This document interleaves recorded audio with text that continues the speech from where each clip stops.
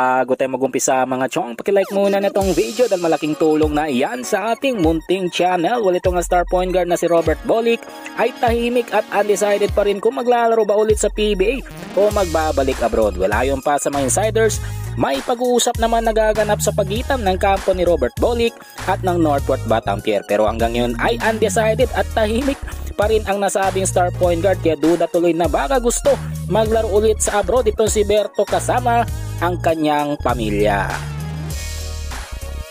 Ibang balita, punta naman tayo sa Philippine Basketball Association o PBA na hanggang ngayon ay wala pa rin naengganyong kumpanya para sumali sa liga. Well, ayon pa sa mga insiders, may nililigawan na dalawang kumpanya ang PBA para mag-invest at sumali sa liga, pero tinanggihan raw neto ang PBA dahil sa pagiging unbalanced o unfair playing field, mababang TV ratings at gate attendance at unsure return of investment. Dagdag pa ng insiders, mas gugustuhin pa raw ng dalawang kumpanya na ito na mag-invest na lamang sa volleyball. Well, panguli sa ating balita mga chong, patungkol naman kay Mikey Williams na bali-balita na mapupunta raw sa San Miguel Beermen sa pamamagitan ng 3-team trade. Pero para naman sa mga insiders, sa ngayon ay malabong mangyari ang 3-team trade para kay Mikey Williams dahil ayaw nga neto makipagkasundo sa TNT management. At ito naman si Robert Bolick ay mukhang nahiya pa rin maglaro ulit sa PBA, kaya naman malabo pa sa sabaw ng pusit ang usap-usapan na 3-team trade para kay Mikey Williams. Well mga chong, hanggang dito na lang ang ating balitang PBA at syempre